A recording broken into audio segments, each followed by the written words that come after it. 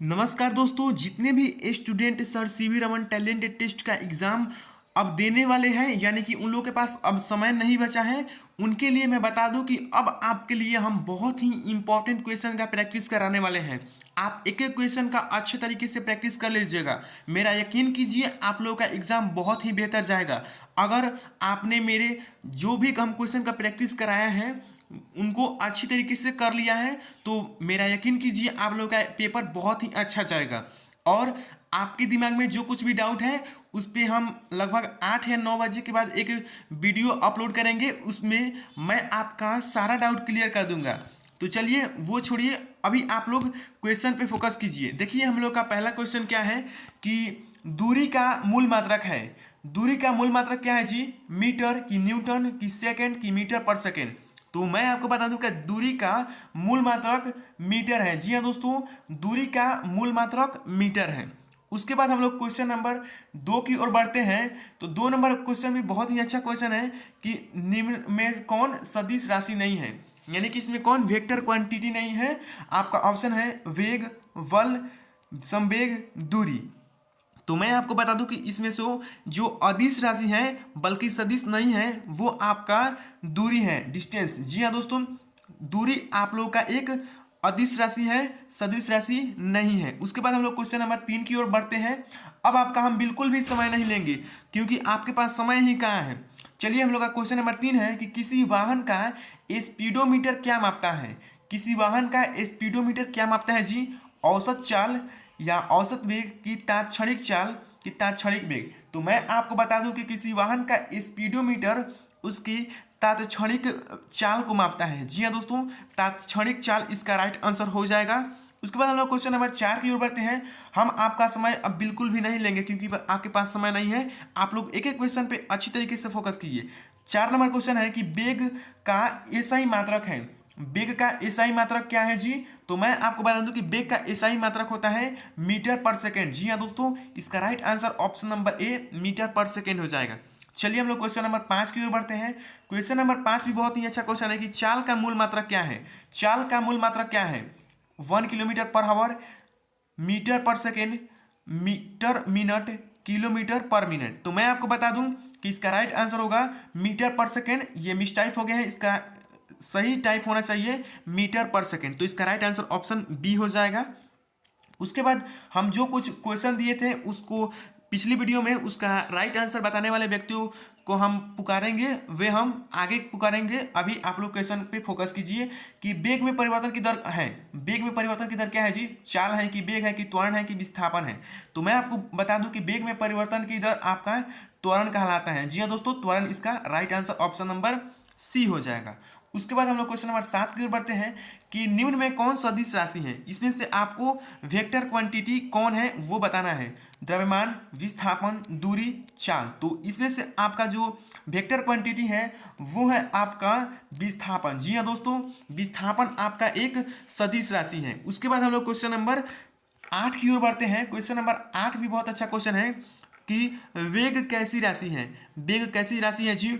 सदिश है कि अदिश है कि सदिश एवं अदिश दोनों है कि इनमें से कोई नहीं? तो मैं आपको बता दूं कि वेग एक वेक्टर क्वांटिटी है, यानी कि यह एक सदिश राशि है। तो देखिए, मैं सदिश अदिश से जितना भी क्वेश्चन हो रहा हूं सबको आपको करा दे रहा हूं ताकि आप लोगों को दिक्कत ना हो। चलिए हम लोग क्वेश्चन नंबर 9 की ओर बढ़ते हैं। क्वेश्चन नंबर 9 है कि संवेग कैसी राशि है जी? संवेग कैसी राशि है? सदिश, अदिश, अदिश एवं सदिश दोनों, इनमें से कोई नहीं? तो मैं आपको बता दूं कि संवेग भी एक सदिश राशि है। जी हाँ दोस्तों, संवेग भी एक प्रकार का सदिश राशि ही है क्योंकि इसमें परिमाण एंड दिशा दोनों होते हैं। उसके बाद हम लोग क्वेश्चन नंबर 10 की ओर बढ़ते हैं कि निम्न में कौन सा समूह सदिश राशियों का समूह है। सदिश राशियों का कौन समूह है जी? कार्य ऊर्जा चाल, चाल त्वरण वेग, वेग त्वरण बल, ऊष्मा प्रकाश विद्युत। तो मैं आपको बता दूं कि जो इसमें सदिश राशियों का समूह है वो है आपका ऑप्शन सी वेग त्वरण बल। जी हाँ दोस्तों, वेग त्वरण बल यह एक आप लोग का सदिश राशियों का कलेक्शन है। जी हाँ दोस्तों, ये एक समूह है सदिश राशियों का, ऑप्शन नंबर सी। उसके बाद हम लोग क्वेश्चन नंबर 11 की ओर चलते हैं। क्वेश्चन नंबर 11 ये है कि स्वचालित वाहनों में एक यंत्र लगा होता है जो उनके द्वारा तय की गई दूरी को प्रदर्शित करता है। इस यंत्र को कहते हैं। फिर से एक बार क्वेश्चन को सुनिए। ये क्वेश्चन इस साल के लिए आप लोग वीवीआई कर लीजिएगा। जी हाँ दोस्तों, कि स्वचालित वाहनों में एक यंत्र लगा होता है जो उनके द्वारा तय की गई दूरी को प्रदर्शित करता है। इस यंत्र को कहते हैं, क्या कहते हैं जी? ओडोमीटर, स्पीडोमीटर, थर्मामीटर की इनमें से कोई नहीं। तो मैं आपको बता दूं कि वो जो होता है आपका होता है ओडोमीटर। जी हाँ दोस्तों, ओडोमीटर होता है। सॉरी, इसका राइट आंसर ये नहीं होगा, स्पीडोमीटर होगा। जो मैं आपको पहले भी क्वेश्चन में कराया है कि वो स्पीडोमीटर होता है जो वाहनों के तय की गई दूरी को प्रदर्शित करता है। उसके बाद हम लोग क्वेश्चन नंबर 12 को देखते हैं कि सरल रेखीय गति का उदाहरण है, यानी कि सरल रेखीय गति का उदाहरण कौन है जी? आपका ऑप्शन है सरल लोलक की गलित, सड़क पर कार की गति, सूर्य के चारों ओर पृथ्वी की गति, कि इनमें से कोई नहीं। तो मैं आपको बता दूं कि ये जो सरल रेखीय गति होती है वो आपका होता है सूर्य के चारों ओर पृथ्वी की गति। यही आपका सही आंसर है। उसके बाद हम लोग का क्वेश्चन नंबर 13 की ओर बढ़ते हैं। क्वेश्चन नंबर 13 है कि इकाई समय में निश्चित दिशा में तय की गई दूरी है। इकाई समय में निश्चित दिशा में तय की गई दूरी क्या है जी? चाल है कि वेग है कि विस्थापन है कि त्वरण है? तो मैं आपको बता दूं कि इकाई समय में निश्चित दिशा में तय की गई दूरी आपका विस्थापन नहीं वेग है। जी हाँ दोस्तों, वेग है, इसका राइट आंसर वेग होगा। इकाई समय में निश्चित दिशा में तय की गई दूरी को हम लोग वेग कहते हैं। आप लोग कंफ्यूज मत होइएगा, इसका राइट आंसर ऑप्शन बी हो जाएगा। देखिए गाइज, हम क्वेश्चन का आंसर बताते हैं तो एक दो का क्वेश्चन का आंसर गलत हो जाता है तो आप लोग उसे हमें कमेंट में बता दीजिए। हम सभी बच्चों को बता देंगे कि उसका राइट आंसर वो होने वाला है। जी, हमें अच्छा लगता है तो आप लोग, यार हम भी इंसान हैं, हमसे भी गलतियां हो सकती हैं। ऐसा बात नहीं है कि हम सभी क्वेश्चन का आंसर सही बताएं, बट एक दो क्वेश्चन गलत होता है, सभी क्वेश्चन को हम गलत नहीं बताते हैं। क्वेश्चन नंबर 14 है कि निश्चित दिशा में वस्तु द्वारा तय की गई दूरी है। निश्चित दिशा में वस्तु द्वारा तय की गई दूरी है चाल, वेग, विस्थापन, त्वरण। तो मैं आपको बता दूं कि निश्चित दिशा में वस्तु द्वारा तय की गई दूरी है वो आपका विस्थापन है। तो इसका राइट आंसर विस्थापन हो जाएगा। उसके बाद हम लोग क्वेश्चन नंबर 15 की ओर बढ़ते हैं कि यदि दो राशियों का परस्पर ग्राफ सरल रेखा हो तो दोनों राशियां अचर होती हैं, बराबर होती हैं, अनुक्रमानुपाती होती हैं कि व्युत्क्रमानुपाती होता है? तो मैं आपको बता दूं कि यदि दो राशियों का परस्पर ग्राफ सरल रेखा हो तो दोनों राशियां अनुक्रमानुपाती होती हैं। जी हाँ दोस्तों, अनुक्रमानुपाती होते हैं या कहें तो समानुपाती होती हैं। क्वेश्चन नंबर 16 की ओर बढ़ते हैं कि विस्थापन की दर है। विस्थापन की दर क्या है जी? चाल है कि त्वरण है कि वेग है कि दूरी है? तो मैं आपको बता दूं कि विस्थापन की दर को हम लोग वेग कहते हैं। तो इसका राइट आंसर वेग हो जाएगा। चलिए हम लोग नेक्स्ट क्वेश्चन 17 नंबर की ओर चलते हैं। एक समान गति की अवस्था में त्वरण होता है। एक समान गति की अवस्था में त्वरण होता है शून्य, धनात्मक, ऋणात्मक, इनमें से कोई नहीं।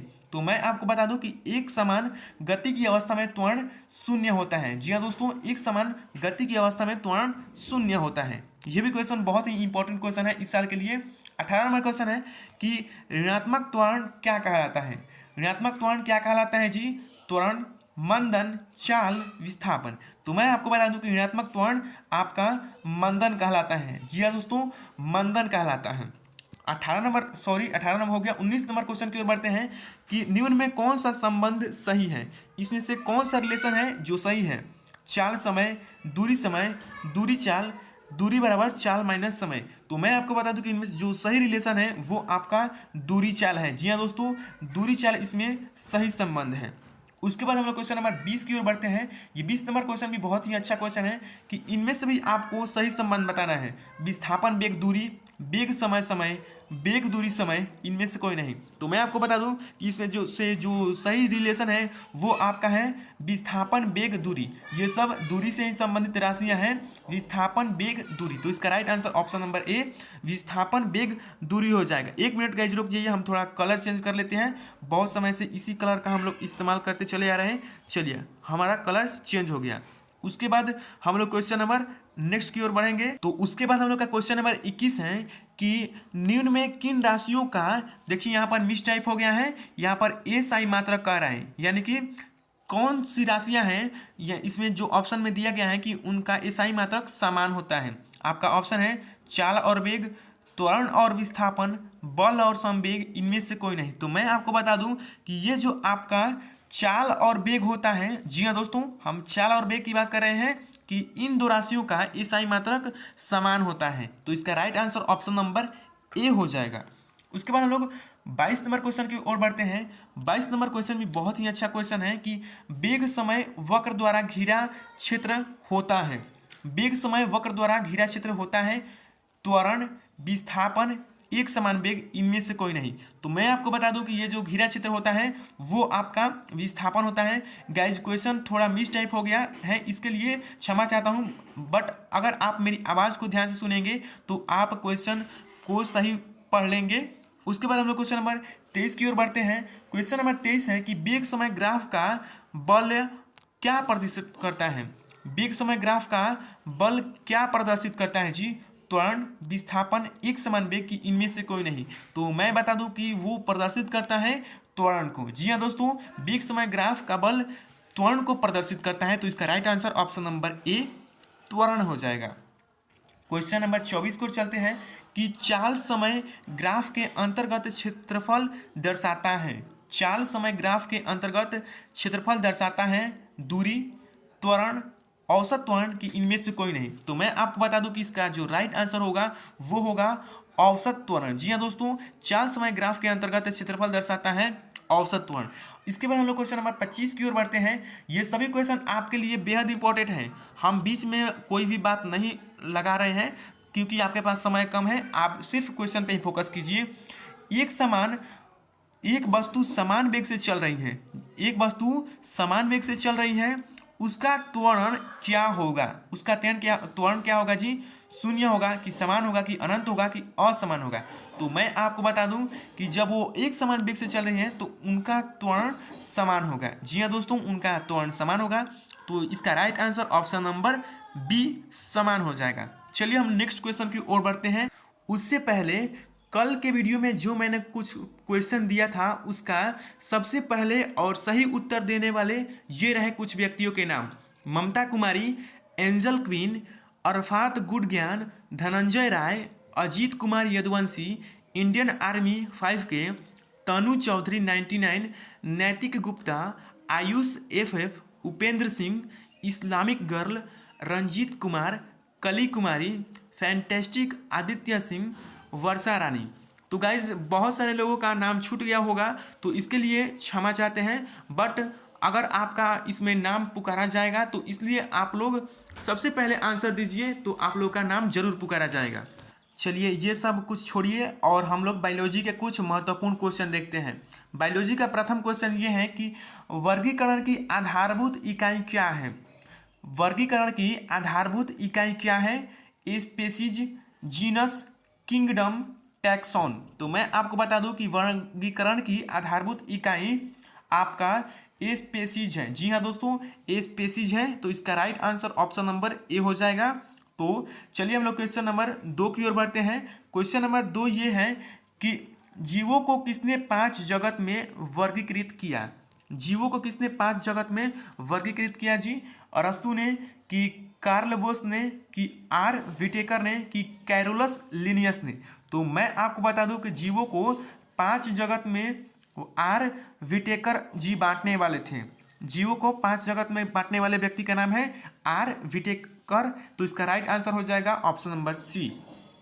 नेक्स्ट क्वेश्चन की ओर बढ़ते हैं कि क्वेश्चन नंबर 3 है कि जंतु जगत को कोशिकाओं के विकास के आधार पर किन 2 भागों में बांटा गया है? जंतु जगत को कोशिकाओं के विकास के आधार पर किन 2 भागों में बांटा गया है? तो ये क्वेश्चन इस साल के लिए VVI आप लोग कर लीजिएगा, ये बहुत ही इंपॉर्टेंट क्वेश्चन है।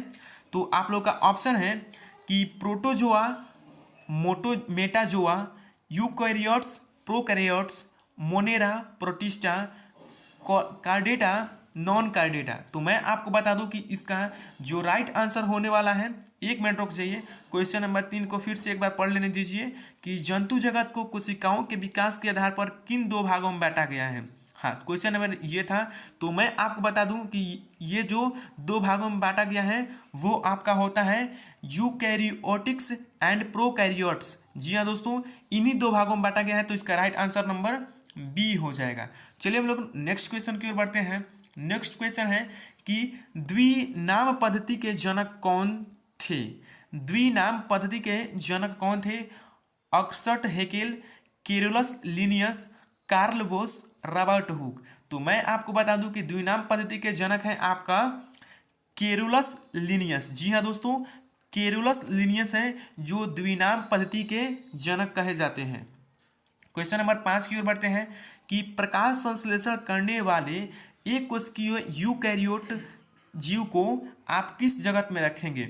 ये क्वेश्चन भी इस साल के लिए आप लोग VVI कर लेंगे कि प्रकाश संश्लेषण करने वाले एक कोशिकीय यूकैरियोटी जीव को आप किस जगत में रखेंगे? Monera, fungi, Plantae, protista. तो मैं आपको बता दूं कि आप ये जो जीव हैं तो आप इन जीवों को आप लोग प्रोटिस्टा की जगत में रख सकते हैं। जी हाँ दोस्तों, प्रोटिस्टा के जगत में आप लोग रख सकते हैं। तो इसका right answer option number D हो जाएगा। क्वेश्चन नंबर 6 की ओर बढ़ते हैं कि जंतु जगत का सबसे विकसित समूह कौन सा है? आपका ऑप्शन है रेप्टिलिया, पक्षी वर्ग, मत्स्य वर्ग, स्तनधारी वर्ग। तो ये जो सबसे विकसित वर्ग है वो है आपका मत्स्य वर्ग। जी हाँ दोस्तों, जंतु जगत का सबसे विकसित समूह कोई है तो वो है आपका मत्स्य वर्ग। चलिए हम लोग क्वेश्चन नंबर 7 नंबर की ओर बढ़ते हैं कि शैवाल का उदाहरण है, इसमें से कौन है जो शैवाल का उदाहरण है? पलुनरिया, ड्रायोप्टेरिस, स्पाइरोगाइरा, मशरूम। तो शैवाल का उदाहरण है आपका स्पाइरोगाइरा। जी हाँ दोस्तों, स्पाइरोगाइरा ये है जो शैवाल का उदाहरण है। क्वेश्चन नंबर 8 की ओर बढ़ते हैं। यह भी क्वेश्चन बहुत ही इंपॉर्टेंट क्वेश्चन है कि निम्न में किसे पॉन्ड सिल्क कहते हैं? जी हाँ दोस्तों, पॉन्ड सिल्क हम लोग किसे कहते हैं, यानी कि तालाब का रेशम किसे कहते हैं? आपका ऑप्शन है एगैरिकस, स्पाइरोगाइरा, फ्यूनेरिया, फर्न। तो मैं आपको बता दूं कि पॉन्ड सिल्क हम लोग स्पाइरोगाइरा को कहते हैं। और ये क्वेश्चन भी बहुत ही इंपॉर्टेंट क्वेश्चन है कि पॉन्ड सिल्क हम लोग स्पाइरोगाइरा को कहते हैं। तो इसका right answer option number B हो जाएगा। चलिए हम लोग क्वेश्चन नंबर 9 की ओर बढ़ते हैं कि एनेलिडा में पाए जाने वाले उत्सर्जित तंत्र को कहते हैं। ऑप्शन है गुर्दा, नेफ्रिडिया, ऑस्टियोल, एस्पेरिकिल। तो मैं आपको बता दूं कि इसका राइट आंसर है नेफ्रिडिया। जी हाँ दोस्तों, एनेलिडा में पाए जाने वाले उत्सर्जित तंत्र को हम लोग नेफ्रिडिया कहते हैं। तो इसका right answer option number B हो जाएगा। चलिए हम लोग नेक्स्ट क्वेश्चन की ओर बढ़ते हैं कि फ्यूनेरिया है। फ्यूनेरिया क्या है जी? आपका ऑप्शन है एक टेरिडोफाइटा, यानी कि एक ब्रायोफाइटा, एक जिम्नोस्पर्म, एक एंजियोस्पर्म। तो मैं आपको बता दूं कि फ्यूनेरिया एक है ब्रायोफाइटा। जी हाँ दोस्तों, फ्यूनेरिया एक ब्रायोफाइटा है। तो चलिए हम लोग क्वेश्चन नंबर 11 की ओर बढ़ते हैं। ये सभी क्वेश्चन आपके एग्जाम के व्यू से बेहद इंपॉर्टेंट है। क्वेश्चन नंबर 11 क्या है? इससे पहले अगर आपने हमारी वीडियो को लाइक नहीं किया है तो कृपया एक बार लाइक कर दीजिएगा, इससे हमें वीडियो बनाने में मोटिवेट करती है। और चैनल पे नए हैं तो प्लीज़ चैनल को सब्सक्राइब करके बेल आइकन को ऑल पे जरूर सिलेक्ट कर लें, आपके काम की चीज़ करते हैं। 11 नंबर क्वेश्चन है कि फर्न है। फर्न क्या है जी? Bryophyte, pteridophyte, gymnosperm, angiosperm. तो मैं आपको बता दूं कि फर्न एक टेरिडोफाइट है। जी हाँ दोस्तों, फर्न एक टेरिडोफाइट है। तो इसका right answer option number B pteridophyte हो जाएगा। चलिए हम लोग क्वेश्चन नंबर 12 की ओर बढ़ते हैं कि निम्न में किस पौधों में राइजोवायड नहीं पाया जाता है? निम्न में किस पौधों में राइजवायड नहीं पाया जाता है? म्यूकर, पाइनस, एगैरिकस, मांस। तो मैं आपको बता दूं कि इसका जो राइट आंसर है वो आपका पाइनस है। तो इसका right answer pinus option B हो जाएगा। एक एक क्वेश्चन को आप लोग ध्यान से देखिएगा। हम लोग का क्वेश्चन नंबर 13 आ गया है कि बुकलंग पाया जाता है बिच्छू में, रोहू में, तिलचट्टा में, चूहा में। तो मैं आपको बता दूं कि ये जो बुकलंग है वो आपका बिच्छू में पाया जाता है, बिच्छू में पाया जाता है, बिच्छू में पाया जाता है। चलिए हम लोग क्वेश्चन नंबर 14 की ओर बढ़ते हैं कि इनमें कौन पुष्पीय पौधे हैं? यानी कि पुष्पीय पौधे कौन है? Moss, fern, angiosperm, lichen. तो मैं आपको बता दूं कि ये जो पुष्पीय पौधों की बात है तो ये आपका एंजियोस्पर्म है ना, यही आपका पुष्पीय पौधा हो जाता है। तो इसका right answer option number C हो जाएगा। चलिए हम लोग क्वेश्चन नंबर 15 की ओर बढ़ते हैं कि एक द्विबीजपत्री पौधा है।